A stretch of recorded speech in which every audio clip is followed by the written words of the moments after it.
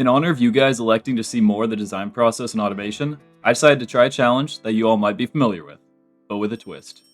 I'm going to try and build a different supercar in 10 minutes, 30 minutes, and an hour, but each supercar has to be from a different era. That means the 90s, 2000s, and 2010s. Let's try it. Okay, starting the timer, I'm going to quickly sort for coupes here. Find a body that looks a lot like a Jaguar XJ220. I'll go ahead and give it aluminum panels. Also give it a steel monocoque. Make the car mid-engine, of course. And throw on McPherson struts front and rear. Starting off the design in the rear, I want to go ahead and give it the same iconic 90s bus taillights that you see on cars like the McLaren F1. And my plan is not to use any references for these builds, so I really hope I'm not accidentally copying the XJ220. I really don't remember what the taillights looked like on that car, but I remember on the F1 the indicator was on the outside, so we'll make that change. Don't ask why I'm cutting a giant hole in the back here. My plan is to give this car a massive V12, and so I'm hoping to make some kind of a mesh grille just to help with air dissipation, kind of help it cool off, but I'm not sure I'll have time for that. Then just for a little bit more visual distinction, I'll go ahead and throw on some molding here. My idea is this is where the plate's going to go, and also just a little kind of visual touch to draw your eyes away from the giant hole underneath it. And really with a lot of my builds, that's kind of the idea with the plates, is it's just a little visual distinction just to draw your eyes away from any design choices I'm not entirely happy with. And we'll also throw on some exhaust tips down here. Looking at the timer, we're almost at a quarter of our time, and it really makes it apparent how much time I spend wasting trying to resize and move all these 3D fixtures. But considering how important the exhaust tips are to the look of the car, I'm okay wasting that time.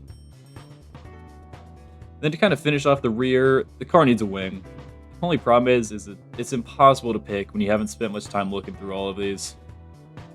I think I want to go with one that attaches to these really prominent humps in the back. Yeah, just like that. And go ahead and stretch it, just kind of match the really long look of the car. And of course, just resizing, moving, just making sure everything is perfect. Do I have time to waste with this? Probably not, but it looks good. Moving on to the front, for my 90s builds, I kind of just spam the same grille texture, and it's pretty clear to me that this, fixture is meant more for a JDM build. But at this point, 3.5 minutes in, I don't got time to think about that. As long as it looks good, I'm happy with it. So last thing we gotta do is just throw on another plate for good measure.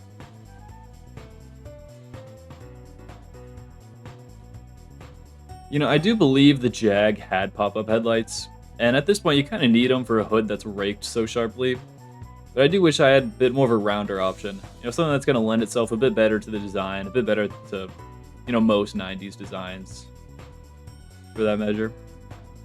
And then for the front, I'll also throw on some fog lights onto this little spot in the front grille, just for a little bit extra light when the pop-ups aren't up. And then moving a little bit further back, of course, a mid-engine car needs a lot of cooling. So we'll also put it on a giant vent here just to help with that. Could I have gone a little bit more modest with the vent? Maybe, but, big V12, what are you going to do about it? We'll also get some kind of 90s looking handles to match. Again, just something round, something that kind of lines up with that door. Looks pretty good. Moving on to the mirrors, I also want to get something round, just match the car. That's really all I have to say about 90s designs. Very flowy, very round, very organic looking. And I think these mirrors fit that look pretty well. And at this point, the wheels are so much worse than the wings. I think I have downloaded 15 plus wheel mods. So finding something that works is just such a pain. I think regardless of the era, you can't really go wrong with 5 spokes. The car is going to be rear-wheel drive. And as I mentioned, the engine's going to be a V12. And I had this plan for each era to have its own signature engine. And I realized it really just follows the F1 engines of the eras. So of course, 90s, they ran V12s. And then my V12 is going to have a wider bore, just for high RPM. It's kind of how I tune all my engines. We're going to go ahead and give everything forged internals. I'm not sure if that's right for the era, but we'll do it. And then just kind of pre-configure all the upper end bits. Don't really have too much time to spend on this. We'll try and aim for 9,000 RPM. It is the 90s, so we can go ahead and give it fuel injection. At this point, I'm not really sure how available 95 octane was, so 91 it is. And a tubular dual exhaust, just for that beautiful V12 scream. And I'm sure the 9,000 RPM red line helps too. But I am going to have to lower it, just for performance's sake, as well as just tweak some of these sliders a bit. You know, mess with the compression a little bit, give it a pretty high cam profile.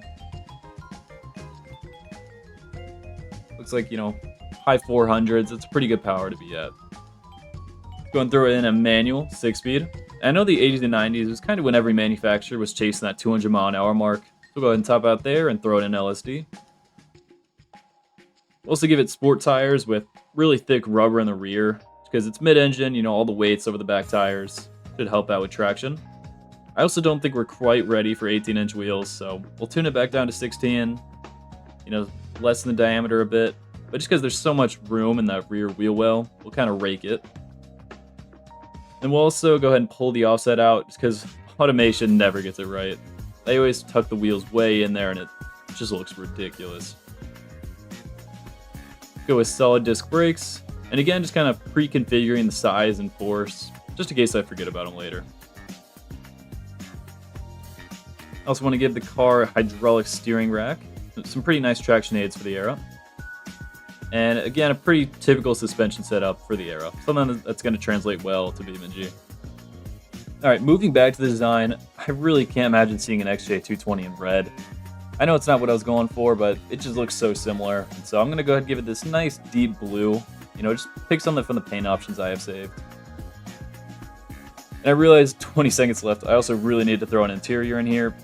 At this point, I don't really know if I have enough time to build a dash. Just get the fixtures to not screw themselves up and throw it in there. Okay, we're getting it about right, but we are unfortunately out of time. 10 minutes are up. I'm just going to go ahead and finish resizing this a little bit. Make sure it doesn't sit in there looking ridiculous. And that should be good for now. Alright, with the time up, I'm honestly pretty happy with the exterior design of this car. I feel like in 10 minutes, there's not really much more you could do with it. But, you know, just for the driving portion to make any sense logically, you know, I'm not going to add anything else to the interior except wheel, gauge cluster, and seat. But I do think it's fair to add those, you know, after the 10-minute mark. Alright, you know, I figured 90 supercar, 200 mile per hour top speed, big V12. The only person that could afford a car like this is like a rich 90s businessman. Let's drive it like one. Get out of the way, people. We got a business meeting. Oh, that's traffic. Hold on. I got it. It's got it. Really squirrely at this speed. Does not handle bumps well. Okay. Fine. Kind of squeeze between traffic. Okay, I figure we should tone it down a little bit, but you know, maybe top of 4th instead of 5th here. It should be fine. The only problem is whoever's driving this car is like 5'4" because I can barely see over the dash. Fine. You know, maybe 3rd. Maybe 3rd. The car can corner pretty well, but when you get, you know, fast enough, it doesn't handle bumps all that well. Oh, it's good. Okay, now we can see what it's worth. 120, 130. Third corner coming up. Oh! Alright, you know, maybe let's just go the other way. Head into town, you know, get the car handles on some tighter roads. Something that's gonna, like, forcibly limit your speed rather than just doing it to do it. Okay. It's an off-roader now. Okay, down into 4th. The gearing is a little long, so when you downshift, it tends to spin the wheels a lot. It's fine.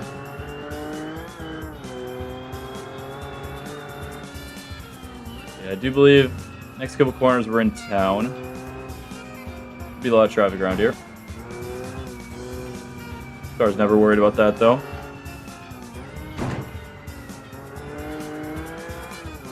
It's definitely really squirrely on the downshift. and on power. And just all the time. All the time. I know we're on a downhill, but acceleration here is pretty good. I didn't exactly get a chance to see what this car weighs, but it can't be that much. 460 horsepower feels like a lot for this car. But I do know, for something like this, there's only one place to test it. That's the track. Yeah, even just moving away from the principle of not putting people in danger, really just all those kind of back roads are too unpredictable, too bumpy, just to really get a feel for how this car drives, how it handles. We're on Hirochi Raceway. I'll go ahead and give it one warm-up lap. Don't know if I'll show that, but then we'll get right to the hot lap.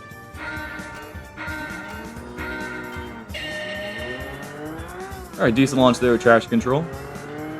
I found coming into this next corner, really likes to sit top of 4th. So I'll probably hang around that 80 mile per hour mark.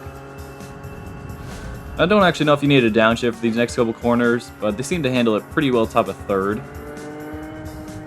And heading back into 4th, making sure to ease onto the power for the straightaway. We hit about 115 before braking, just after that first line. I found that you could brake a little bit later, but I don't want to risk downshifting into 3rd going a little bit too quick. Really spins up the tires, kind of makes you lose the rear. Then going nice and steady this next section. Also making sure to just really ease onto that throttle. It's really easy to lose the rear around here. In this next sweeping corner, you gotta brake deceptively early or else you get a lot of lift off oversteer into this corner. And then holding 4th here for the chicane.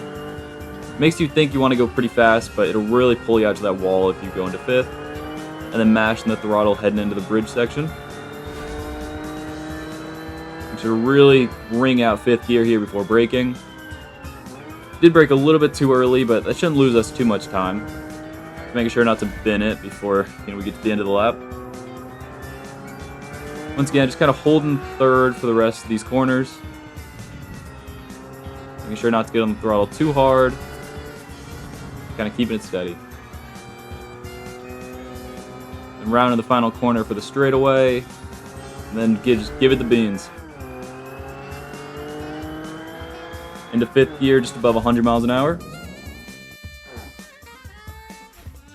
And there we go. 143. Doesn't seem too bad. Surely with enough practice, I could definitely get a sub 140. Really, it's a good benchmark to see what we can do with the 30-minute build. So let's get into it. Starting the timer again, we're going to be sorting for coupe body styles. We're also going to be going with full aluminum construction. That means aluminum panels and now an aluminum chassis. Mid-engine, of course. And we'll be upgrading to double wishbone suspension. For the front, I want to find some round headlights to kind of conform to these fender arches. Sized up a little bit, and as a bonus, it actually lines up with this bumper line. Fits pretty well. And then throwing out some vents here, I'm pretty sure these are, if not the same, very similar to the Ferrari 360's vents. So we'll throw on a central grille, even if I'm not too happy with it. I think it'd be cool to add the same side vent from the previous build, almost as a way to pretend that these cars are all coming out of the same manufacturer and carrying over some of that design language. In that same vein, I also want to use round taillights, but this time add a 3rd one and make them look moderately more modern. I'm also going to add some rear vents back here to kind of complement the front ones. I think the final thing this rear needs is a wing, and I think we'll go with just a little small lip spoiler attached to the end of the rear hatch. Fortunately for this build, I have time to add some side skirts, which should add some good visual distinction to the side of the car. And then just to liven up the design, I'll go ahead and cut a hole in the bottom here, and kind of match the shape of the hole in the last car. It'll be the spot where I throw on the exhaust tips, and again, just pay homage to the previous build. Make it rear-wheel drive. Then the 2000s engine will be a V8. You know, F1 cars of the era, they ran both V10s and V8s, but I didn't think a V10 fit very well for this build, so we'll just stick with the V8. Pretty small one though, only 3.6 liters. We'll give it forged internals again, but make sure to change it to a flat plane crank. I want to give it direct injection this time, with the added bonus of having the same intake manifold as those Ferrari V8s. Then just the typical setup for the exhaust, minus the second muffler, because I love the sound of a flat plane crank V8. And after just a bit of tuning, we end up with actually the same power figure as the last build. 460 something horsepower. Now we're in the era of those early flappy paddle transmissions, so we'll throw one of those in. We'll also go just over 200 miles an hour. We'll give it sport tires again, but I don't think we're quite ready for the 18-inch wheels. Not in the 90s, not in the 2000s, so we'll just mark it down to 17-inch. This build will have vented discs, bit of an upgrade from the solid discs on the last car. I want to keep the hydraulic rack and pinion, but upgrade to more modern traction aids. For Italian cars, I always love to use like those Alfa Romeo Lamborghini circle wheels. We'll also throw on a front splitter to finish off the design up here.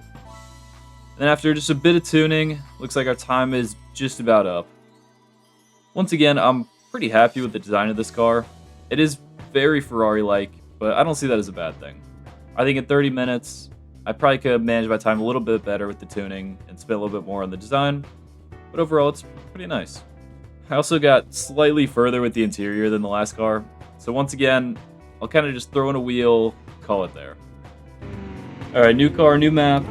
Literally the only goal here before the track test is just get to the highway and get a top speed on this thing. Realized I never did that on the last car, so we'll see if this one can even actually hit 200.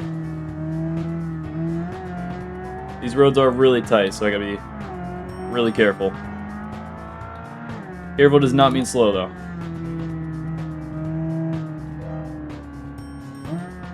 I found the car gets really kind of bumpy when you get up to speed. I don't know if that's the roads or just, you know, how the car exported. I don't really think the dampers or springs or anything was too stiff when I tuned it. Not that I spent too long doing that.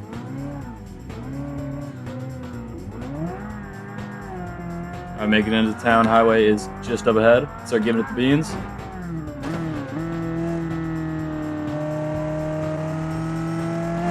Alright, let's see what this thing can do.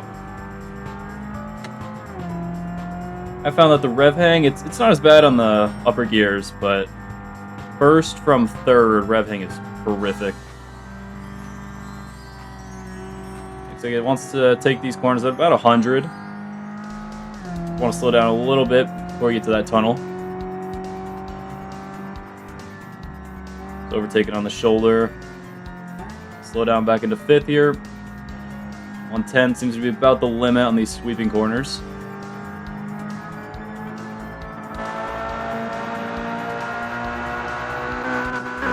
Flat cranks just sounds so good. Alright, now here we are. Let's see what this thing can do. Trying to lag my game a little bit.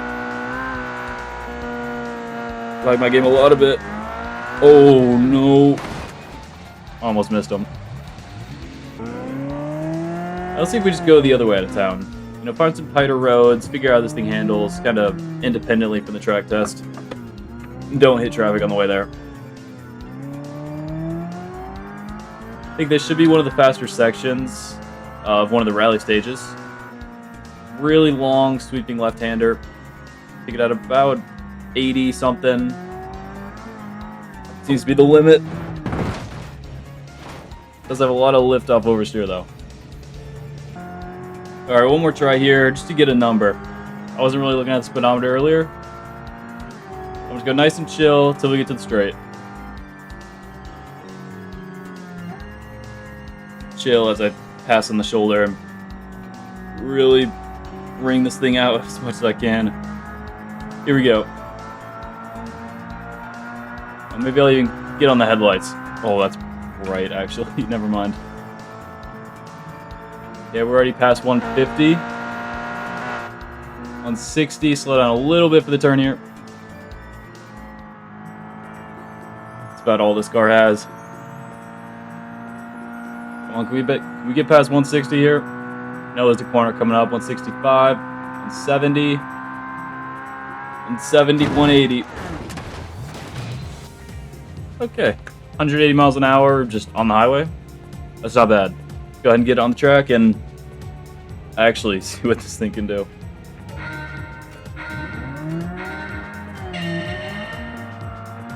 Alright, off to a slightly better launch on this run. Acceleration feels about the same from the last car. And turn 1 also likes to sit at around 80 miles an hour, or else again the car just really starts to pull to the outside. Though I have found these corners do feel a lot more controlled since the previous car. And then hitting the throttle hard for the straight. We get about to 150 miles an hour before getting to brake for the second line here. I don't know if those double wishbones helped, but feels a lot more controlled coming off the brakes, heading into a corner. I think we're already saving a little bit of time. Still being cautious not to slam the gas out of these slower corners. Don't want to lose the rear. Also taking it a little bit quicker into the sweeping right-hander. Going down into third just to kind of help the car rotate. And then maintaining fourth through the chicane, making sure not to go into the grass there. And hitting the gas hard for the bridge. Once again, reaching kind of top of fifth here before braking for that second line. Car starting to get a little squirrely off the brakes just because revs are sitting really high. But again, still a little bit more controlled than the last car. These last couple corners, taking them a little quicker, sitting in fourth this time around. And then finishing off with a terrible line through the final corner. Shouldn't have cost us too much time, but now we're getting on the gas and see what kind of time this thing can put up. Okay, a 140 is better. I'm pretty certain this is probably the best time we could have gotten out of this car's predecessor, so I'll call it a worthy upgrade. But now let's go ahead and get back into automation, see what we can craft in an hour. Okay, starting the timer real quick. Gonna go ahead and pick one of these bodies up here at the top. This one looks good. Go ahead and make the panels partial carbon with a carbon fiber tub. All these cars are going to end up being mid-engine, and I don't think this build is quite ready for pushrod, so we'll go double wishbones. The front grille I was planning on using for this build looks like it's based off of McLaren. After sizing it correctly, I think it looks pretty good on this car. This makes the front end a lot more prominent. And I think keeping a pretty similar shape headlights to the last build would look pretty good. Just making sure to keep them a little bit more angular, make them look more modern. And I think with the added time, I might also play around with custom LED headlights, just after I get the shape to sit well in the body. And another touch to the front here is a fender vent, making sure it aligns with those body lines. I think that looks pretty good. And I like the homage with the headlight shapes, so I'll pick wheels that look like the previous ones, just a bit more angular. And once again, adding that hallmark side vent that I've been using for all these builds. Just spend a little bit of time adjusting it, making sure it sits perfectly along the molding of the car. After just a bit of resizing, there we are. Just wanted to make sure it didn't cut across that door line. I think it looks good. And then started the rear off with a wing this time. I feel like in the same way that I love pop-up headlights, I love these like active arrow wings. I think they look really good on modern cars. And that sits perfectly on the back there. I feel like this body shape just continues way too far down. There's way too much space to be working with. So I think I'll just go ahead and put a patch on here, make it transparent, and just try and cut off a little bit of size down here. Then to fill in a little bit more of that space, I'm going to add a diffuser back here, and just make sure to size it till I get it just right. Because of the patch, I also need to add a little bottom piece to the diffuser, just to cover up the gap, and I think the carbon should be a nice touch for the build. And then to finish off the rear, I was thinking of trying those same custom headlight designs that I planned to do on the front. Overall, I think this looks pretty good. For this build, I want it to be all-wheel drive. Maybe just go with the most advanced option, which is advanced all-wheel drive. And then to fall in line with most modern Formula 1 specs, the car is going to have a twin-turbo V6. I figure the block should be something lightweight, something that's going to complement the carbon construction that the car is built out of. I also want this to be a much larger V6 than what F1's using, so I'll aim for something around 3.2 liters. And then just the usual head design.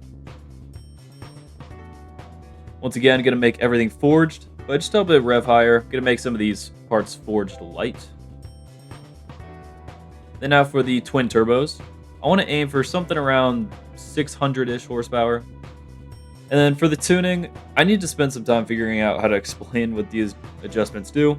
But ultimately, I just want the turbos to spool up at around 3,000 RPM. Alright, looks like we're getting another 9,000 RPM engine. And when all is said and done, turbos spool right up at 3k RPM, and peak power is about 550. Dual clutch, 7-speed, and I think we're at the power to weight ratio where pushing past 200 is pretty reasonable, and we'll throw on an electric LSD with a slight rear bias. I think now we can upgrade to semi-slick tires, and now we can make the wheels 18-inch. And then just want them to go ahead and make sure that the tire profile isn't too high. The next upgrade will be to carbon ceramic brakes. Again, another step up from the previous builds. Make them nice and big too. Then some electric variable steering with launch control. Okay, I feel like I should explain why the engine has been pushed up into the cockpit. If I head over to the summary tab, it shows the weight distribution at 39 to 61, and I found moving the engine up is pretty much the only way to get the weight distribution close to 50-50. And then now I'm going to start putting some LED strips in the headlights here. Try and make something cohesive looking. In the end, it's not great. My vision was to make something angular and then have projectors inside, and well, this is what I got. Same thing with the taillights. Looking at it, it just really feels like there's something missing. Maybe I just gotta try and fill in these gaps up here. But yeah, I'll work on it. Then almost finishing out the interior. Just gotta go ahead and try and line up this wheel, and then fix the noon marker. Just so, the paint matches the one on the outside instead of that yellow. And then get a look for the interior. Don't mind the engine here. Overall, but it's pretty basic. I just made sure to load it up with screens. And then I decided to actually flip the orientation of the taillights. And whatever it is, I just really feel like it fixed some of the design back here. And then coming up on time, I just need to slide some exhaust tips down here. I decided to match the quad center exhaust of the last build. Push them back, and that looks pretty good. And then taking a look around the car, I honestly think I did pretty good for a modern supercar.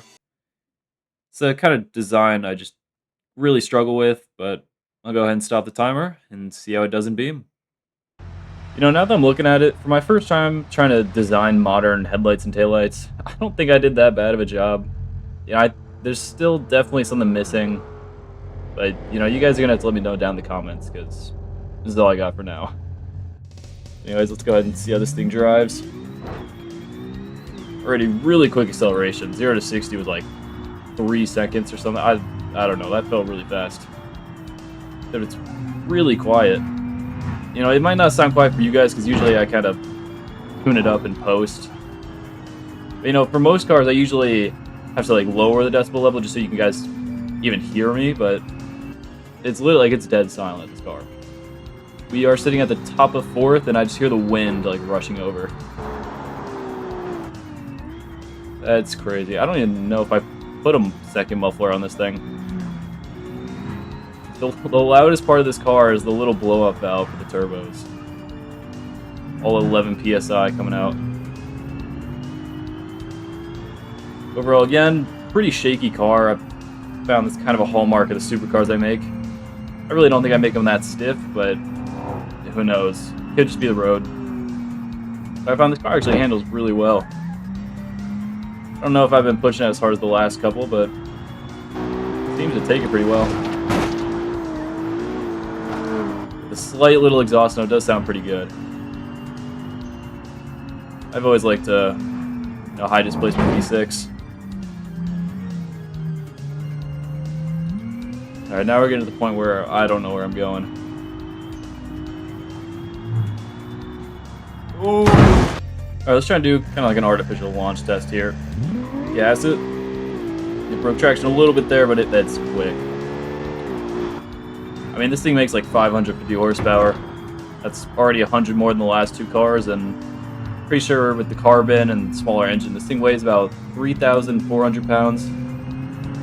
I don't know what that is in kilos, but I mean, it's just a little bit more than my Golf GTI and makes over double the horsepower. So this thing is really fast. Seems to corner pretty well. Don't know if I'm pushing it as much as I did the 90s supercar, but I mean, this thing handles great. I think it's got a little bit more aero, better suspension. You know, I think with the oh, forgot. Tree. Okay. You know, we finally lived to crash. That's a change. Yeah, as I was saying, with kind of the artificial engine placement here, this car does handle a lot better. I think the weight distribution is a little bit better than the last couple cars. And I mentioned getting it to 50-50 weight distribution. I'm not one of those kind of like, I don't know if you call it an elitist or something, but I don't really care about being exactly 50-50. Like if a car comes out and the weight distribution's like 45-55, that's totally fine in my eyes. It's just, oh crap. Yeah, it's just the first time I tried, you know, making a car on this body. You know, I'm pretty sure I used like a V10, V12, something like that. And the weight distribution was like 60-40, like 65-35. And it was just impossible to make this thing handle well. So, you know, I think the engine placement is, you know, not part of the challenge. Part of the challenge was the design of this car, and sure, the interior is part of that, but as we've seen with the first two builds, I've kind of cheated those a little bit. So I think it's fine. If it makes the car handle well, I'm happy with that. And we need to get better lap times, because the other two cars handled pretty well. Yeah, head back on the highway here. Yeah, I mean, it just, even if it loses traction, it just gains it back so fast. It's probably the semi-slick tires with automation, just the way it models. It's way too much grip, but I mean, I'm enjoying it. Oh, here we go. Yep. Yeah, like it started to slide there and just caught itself immediately. Yeah, alright, let's go ahead and slow it down. Yeah. I don't even want to end in a crash. I like this car. Go ahead and get it on the track and see what it can do.